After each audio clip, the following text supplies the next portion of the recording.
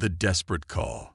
The observatory dome cracked and shattered as another barrage of enemy fire struck the surface of Astoria Prime. Ambassador Lyria steadied herself against the communications console, her forearms gripping tightly to maintain balance as the ground shook beneath her. Through the fractured ceiling dome, she could see the endless swarm of black ships that had blotted out the stars for the past 3 weeks. The void swarm had come without warning. No declaration of war, no demands, no communication whatsoever. They simply appeared at the edge of Astorian space and began their systematic destruction of everything in their path. The Astoria Confederation, once spanning 27 star systems, known throughout the galaxy for their achievements in art, medicine, and diplomacy, was now reduced to this single stronghold on their ancestral homeworld. "Status report," Lyria demanded, her voice raspy from the smoke filling the chamber. Chief Tactician Nor, a statuesque being with skin like polished obsidian, shook his head solemnly. "The outer defense ring has fallen. The capital shield is at 12% capacity and failing. Our remaining fleet has been reduced to 17 vessels, most damaged beyond combat capability." Lyria closed her primary eyes in momentary grief, her secondary set still scanning the tactical displays. "And the evacuation. 23% of the civilian population has reached the emergency shelters. The rest." Noor's voice trailed off. "The rest would die when the shields failed completely. Billions of Astorians, along with the refugees from other Confederation worlds who had fled here, would be exterminated within hours."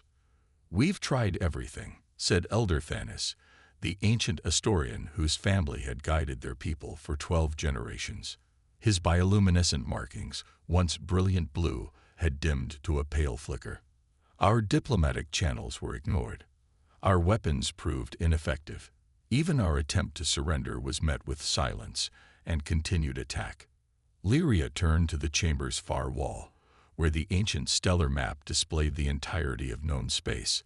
Among the thousands of glowing dots representing inhabited worlds, there was one sector conspicuously dark, a region that had been deliberately isolated from galactic affairs for over 3 centuries. "There is one option we haven't tried," she said quietly, pointing to the dark region. "We could activate the Omega Protocol." The chamber fell silent. The Omega Protocol wasn't just a desperate measure, it was potentially a civilization-ending one. "The humans have been silent for 300 years, Elder Thanis cautioned. "After the Proxima incident, they severed all diplomatic ties with every non-terrestrial species. They locked down their entire solar system behind defenses so formidable that even attempting to scan Earth-controlled space is considered an act of war. Contacting them now could be seen as, 'What choice do we have?'"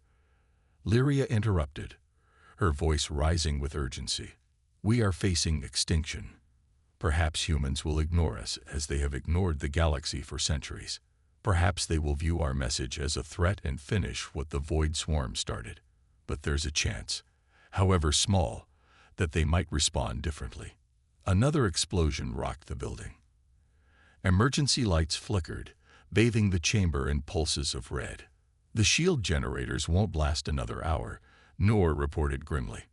Lyria straightened her posture, all 4 of her arms moving in the ancient gesture of finality.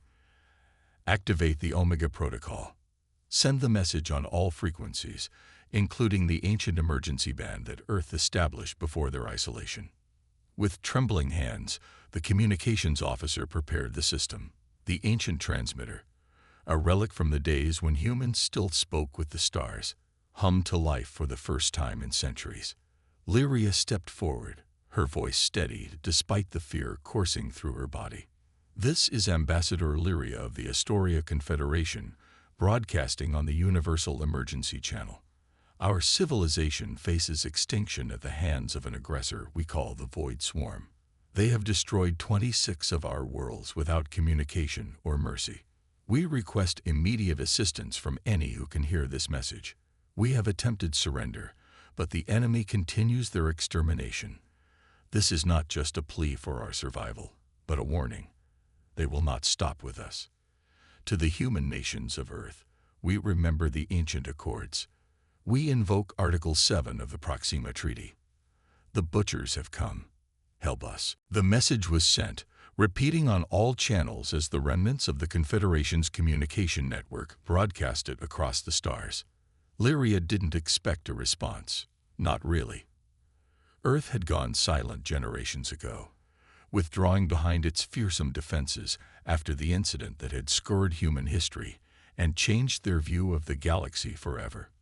What now? Nor asked, his voice barely audible over the distant sounds of battle. Now, Lyria replied, we fight until the end. If death comes, we meet it standing. Deep within the heart of Earth's solar system, in a monitoring station buried beneath the surface of Pluto, an alert sounded for the first time in 327 years. Lieutenant Commander Reyes had been stationed at Outpost Charon for 6 months. Like all defense personnel assigned to the outer monitoring posts, he had never expected to witness anything other than routine system checks and occasional civilian transport clearances. The isolation posts were considered punishment assignments, places where military careers went to die. But now, the emergency console was flashing red, and an automated system that hadn't been triggered since the Proxima incident was suddenly very much alive. What the hell? Reyes muttered, accessing the alert details. External emergency signal. Article 7. This can't be right. The station's AI responded in its characteristically flat tone. Alert verified. Article 7 invocation detected. Authenticity confirmed. Protocol Archangel initiating. Reyes felt the blood drain from his face. Protocol Archangel was not just any response plan.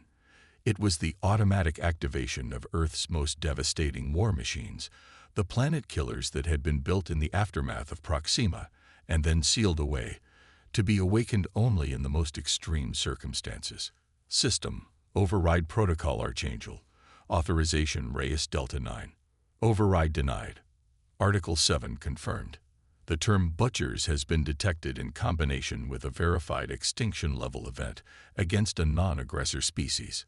Protocol Archangel is non-reversible once initiated. Throughout the solar system, deep within asteroid bases and hidden ocean facilities on the moons of Jupiter and Saturn, massive doors were sliding open. Ships that hadn't moved in centuries, behemoths of war designed by a vengeful humanity at its most fearful and furious, were awakening. And on Earth itself, in the highly secured chamber beneath Geneva, the High Command received the emergency notification only moments before the automated systems locked them out of the command protocols. General Matarachin stared at the screen in disbelief as the satellite imagery showed the massive war fleet, the Archangel contingent, powering up across the solar system. My God, she whispered. They're launching. Her aide, visibly shaken, stared at the screens. Can we stop them? No. Chen replied grimly. The Archangels were designed to prevent exactly that. After Proxima, the world governments didn't trust that future generations would maintain the vigilance, the readiness to respond if the butchers ever returned. So they created a system that couldn't be stopped, not by politics, not by changing attitudes, not even by the highest military authority. But we don't even know who sent the signal. We haven't had contact with any alien civilization for 3 centuries. General Chen's eyes remained fixed on the screen as the first of the massive warships broke orbit from their hidden bases. The system verified it was authentic. Article 7 can only be invoked under specific conditions that we established in the treaty. Someone out there remembered our old promises. Someone found the butchers. Her voice hardened. And now they're about to find out why the entire galaxy has feared waking Earth for 300 years. Ambassador Lyria had little hope left. The shield generators had failed completely. The Void Swarm's ground forces, relentless machines that resembled insects made of living shadow, were breaching the perimeter of the capital city. The evacuation had managed to save perhaps 30% of the population, but those in the shelters would only survive a few weeks longer without supplies. We should join the ground defense, she said to Noor, checking the charge on her personal defense weapon. a symbolic gesture more than anything, as the weapons had proven nearly useless against the void forces. That was when the sensors began registering anomalies. Massive spatial distortions detecting at the system's edge. The sensor officer reported, confusion evident in his voice. Something's coming through. Multiple objects. Enormous energy signatures. The void reinforcements.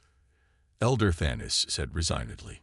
They've brought their world killers to finish us. But Nor, studying the readings with growing astonishment, shook his head. These signatures don't match void technology. I've never seen anything like this. The observatory's remaining visual systems activated, projecting the scene from orbit above Astoria Prime. What they showed stunned everyone into silence. Ships were emerging from tiers in space, but not the organic-looking black vessels of the Void Swarm. These were geometric nightmares of gleaming metal and pulsing energy, massive beyond comprehension. The smallest was the size of a small moon. The largest rivaled a gas giant. Their design was unlike anything in known space. Angular, aggressive, bristling with weapons systems that glowed with barely contained power. And on their hulls, visible even from this distance, was a symbol that had not been seen in the galaxy for centuries. A stylized Earth, encompassed by a laurel wreath and a sword. Impossible, Elder Thanos whispered, his bioluminescence flaring bright blue with shock. The humans, they actually came. As they watched, the human vessels moved with impossible speed for their size, positioning themselves between Astoria Prime and the Void Swarm fleet. There was no communication, no warning, no diplomatic channel opened. The lead human ship, a leviathan of metal that seemed to swallow light itself, simply opened fire. The resulting explosion was so bright that the observatory's visual filters had to compensate instantly. Where a third of the Void Swarm had been floating in space, there was now only debris and expanding gas. By the first light, Nor breathed. What kind of weapons are those? Before anyone could respond, every communication system in the observatory activated simultaneously, broadcasting on all frequencies. A calm, almost mechanical voice spoke in perfect Astorian. This is the Earth Defense Force Archangel Contingent. We have received your invocation of Article 7. Planetary defense protocols engage. All non-combatants seek shelter. Stand by for ground support deployment. Lyria's hands shook as she opened a channel to respond. This is Ambassador Lyria of the Astoria Confederation. We thank you for answering our call. The Void Forces have breached our capital city. Our people err. The voice interrupted, still unnervingly calm. Understood. Ground forces deploying. Please stand clear of all windows and exterior walls. Through the cracked dome of the observatory, they could see new objects descending from the human ships, thousands of them, streaking through the atmosphere like a meteor shower made of gleaming metal. As they approached the surface, their descent slowed with impossible precision, and the Astorians got their first clear view of humanity's ground forces. They were not soldiers in the conventional sense. They were machines, towering mechs and armored vehicles that landed with earth-shaking force, their weapons already tracking targets. The largest of these war machines, a bipedal colossus that stood taller than the capital's highest spire, turned its featureless head toward the observatory. With deliberate movements, it raised one massive arm and pointed directly at the building. And then it spoke, its voice resonating through the very ground beneath them. Stay inside. We will handle this. The war had changed. The butchers had come to Astoria Prime seeking easy prey. What they found instead was humanity's answer to extinction. Merciless, overwhelming force. The wrath of a species that had sworn never again to watch innocents die while they stood by.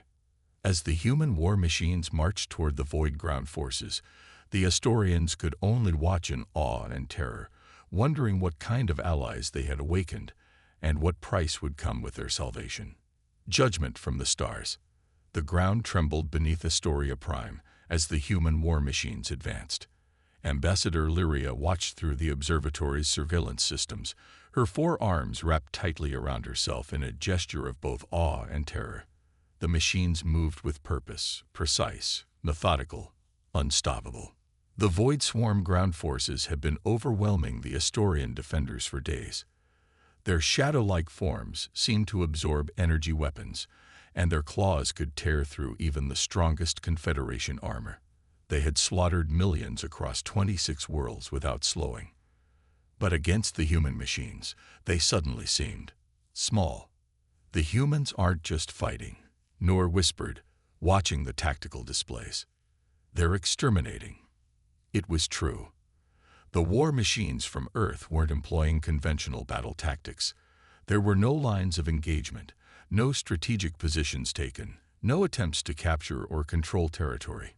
The human machines simply identified void targets and eliminated them with horrifying efficiency. The largest machine, the towering bipedal colossus that had addressed them, was carving through the densest concentration of void forces in the center of the capital. Its arms had transformed into weapons beyond Astorian comprehension, devices that didn't just kill but seemed to unmake matter itself. Where it fired, void creatures didn't die so much as cease to exist, their shadow substance dispersing into nothingness. "The northern quadrant is already clear," reported the tactical officer. The human machines have eliminated all void presence there in less than 15 minutes. Elder Thanos shook his head in disbelief. "We fought for weeks and couldn't secure a single district. What are these weapons? This technology is far beyond our understanding." Lyria finished for him. "Remember, humans isolated themselves 3 centuries ago. While we concentrated on diplomacy and cultural achievements, they apparently focused on building the means to destroy worlds." The communication system chimed, a direct channel from the human fleet in orbit. "Attention Astorian Command. Void Swarm Fleet neutralized. Ground operations at 70% completion. Estimated time to total elimination of hostile forces, 17 minutes. Prepare for representative contact." Noor looked at the tactical displays with wide eyes. They destroyed the entire Void fleet. There were thousands of ships. "And now there are none," Lyria said quietly. "The question is, what happens when there are no more enemies for these war machines to fight?" The tactical display continued updating as district after district of the capital was cleared of void forces. The human machines moved with increasing speed as they adapted to their enemies' patterns, predicting movements and cutting off escape routes. It wasn't a battle anymore. It was a harvest. Exactly 17 minutes later, as promised, the communication system chimed again. "All hostile forces eliminated. Perimeter secured. Sending representative." Through the observatory windows, they watched as a small craft detached from the largest war machine and flew directly toward them. It landed with precision on the platform outside the damaged dome, its sleek design unlike the angular brutality of the war machines. The craft's door slid open, and a figure emerged, the first actual human any of them had seen outside of historical records. She was smaller than Lyria had expected, with dark skin and close-cropped silver hair. She wore a simple gray uniform with minimal insignia and carried no visible weapons. Her face was striking, not for any alien features, but for the absolute calm it projected, a stillness that seemed at odds with the destruction her forces had just unleashed. The human walked confidently into the observatory, surveying the damaged room and its occupants with alert, intelligent eyes. "I am Commander Elena Vega of Earth Defense Force," she said in flawless Astorian. "Which of you invoked Article 7? Lyria stepped forward. "I am Ambassador Lyria. I sent the message, though I confess I had little hope it would be answered, especially by such overwhelming force." Commander Vega's expression remained neutral. "Article 7 of the Proxima Treaty is specific. It can only be invoked against butchers, those who exterminate civilian populations without provocation or mercy. Our automated systems verified your claim before authorization was granted. You saved billions of lives today, Elder Thanos said, his bioluminescence pulsing with emotion. The Astoria Confederation owes humanity a debt we can never repay. For the first time, the human's expression changed, a slight tightening around the eyes. The Archangel contingent wasn't deployed to collect debts, Elder. It was deployed because 3 centuries ago, humanity made a promise. What promise? Lyria asked. Never again. The words hung in the air, carrying weight beyond their simplicity. Vega continued, I need to understand the full nature of this void swarm. How many worlds have they attacked? What is known of their origins, their purpose? As Noor began downloading the intelligence reports to share with the commander, Lyria studied the human more carefully. There was something in her demeanor, a controlled tension, like a weapon constantly ready to fire. Commander, Lyria ventured, the historical records speak of the Proxima incident, but details were restricted. May I ask what happened that led humanity to such isolation, to building such formidable defenses? Vega was silent for a long moment, her gaze distant. 327 years ago, an entity we called the Harvesters attacked our colony on Proxima Centauri. At that time, it was our only extrasolar settlement. 40,000 colonists, including 17,000 children. We had minimal defenses, as we believed the galaxy to be largely peaceful. Her voice remained steady, but her hands had clenched into fists. We sent distress calls to every species with whom we had diplomatic relations. 17 civilizations received our pleas, advanced cultures with the means to help, some with ships in nearby systems. All declined intervention, citing non-interference policies or fear of becoming targets themselves. Lyria felt a cold dread forming in her heart. What happened to the colony? The Harvesters didn't just kill the colonists. They processed them, rendered them down for biological components while they were still alive. The entire operation took 14 days. We received real-time transmissions throughout. Parents watched their children dismantled before being processed themselves. The observatory fell silent. Even Elder Thanos' bioluminescence dimmed in horror. Earth forces arrived on the 15th day. Vega continued, too late for anything but vengeance.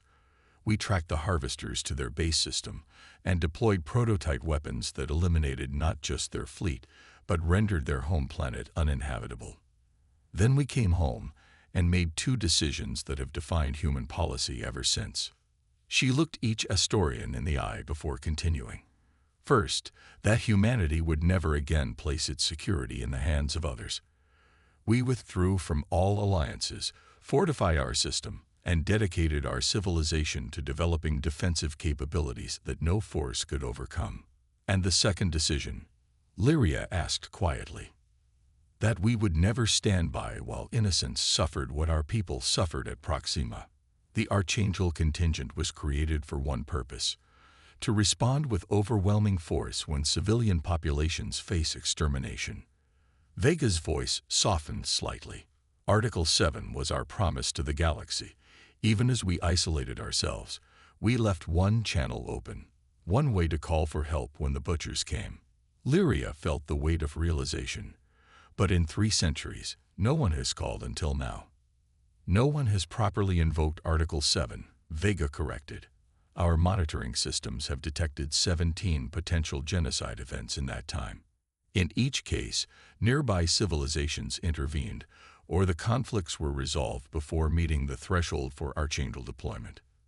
The tactical display chimed, interrupting the conversation. The officer monitoring it looked up in surprise. Commander Vega, your vessels in orbit are changing configuration. On the screen, the massive human warships were indeed transforming. Weapon systems were retracting, and new structures were emerging, what appeared to be medical facilities, manufacturing platforms, and reconstruction equipment. Phase 2 of the Archangel Protocol, Vega explained. Elimination of threat followed by immediate humanitarian response. The fleet will remain until basic infrastructure is restored and your population is secure. And then, Elder Thanos asked, then we return to Earth and the Archangel contingent goes back into standby. Lyria stepped forward, her diplomatic training asserting itself through her shock. Commander, surely after such an event, our civilizations should establish new relations. The galaxy has changed in 3 centuries. Perhaps it's time for humanity to rejoin the wider community of species. For the first time, something like a smile touched Vega's lips. Ambassador, I am not authorized to establish diplomatic relations. I am a military commander with a specific mission profile. However, she paused, seeming to make a decision. I can tell you that your message has sparked considerable debate back on Earth. The full implementation of the Archangel Protocol has forced our government to confront questions that have been avoided for generations. What questions? Noor asked. Whether isolation has become imprisonment, whether the protection we built has become a cage. Vega's expression became thoughtful. There are those among us who have argued for decades that it's time for humanity to emerge from our self-imposed exile. Your call for help may have given them the leverage they needed. Through the damaged dome, they could see the human war machines gathering in the central plaza. Their weapons were now retracted, and some had reconfigured into what appeared to be construction equipment.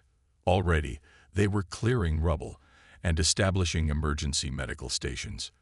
We built the Archangels to be our vengeance, Vega said quietly, following Lyria's gaze. But perhaps they can also be our redemption. 6 months later, Lyria stood on the newly reconstructed observation platform at the heart of Astoria Prime. The city below gleamed in the morning sunlight, rebuilt with technology that blended Astorian aesthetics with human engineering. The last of the Earth vessels remained in orbit, the flagship of what had once been the fearsome Archangel fleet. Beside her stood Commander Vega, now wearing the formal diplomatic uniform of Earth's newly established Foreign Relations Corps. The Senate ratified the treaty this morning, Vega said, handing Lyria a data crystal. Earth officially recognizes the Astoria Confederation as our first allied power in 3 centuries. Lyria accepted the crystal with a formal 4-armed gesture of gratitude. And the Defense Pact, included as requested. Any aggression against Astorian worlds will trigger an automatic response from Earth defense systems, less apocalyptic than the Archangels, but still substantial. And what of the Void Swarm? Your science teams have been studying the remains. Vega's expression darkened. We've confirmed they're connected to the harvesters that attacked Proxima. Same basic technological signature, though they've evolved. We've dispatched scout ships to track their origin point. This wasn't their entire species, just a resource-gathering expedition. So they'll return. Eventually. But next time, they'll find humanity standing with the Astorians, not hiding behind our walls. Vega looked out at the rebuilt city. We forgot something important during our isolation, Ambassador. Building weapons isn't enough. Building walls isn't enough. What protects civilization isn't just the capacity for overwhelming force. It's the willingness to use that force in defense of others. Below them, in the main plaza, a new monument was being unveiled. A statue showing an Astorian and a human standing side by side, facing outward as if on guard. The inscription at its base read in both languages. They called for mercy. We answered with justice. Across the galaxy, other civilizations watched the emerging human-Astorian alliance with a mixture of hope and trepidation. The species that had hidden itself away for 3 centuries had returned to galactic affairs with devastating power and unexpected compassion. The message was clear. Humanity would no longer stand by while innocents suffered. The sleeping giant had awakened, and the butchers of the galaxy would find no more easy prey. As the last Archangel vessel prepared to depart for Earth, its mission complete, its purpose fulfilled, it broadcast a final message to all frequencies. Article 7 remains in effect. The channel is open. When the butchers come, call. We will answer. And throughout the stars, those words were received not as a threat, but as a promise.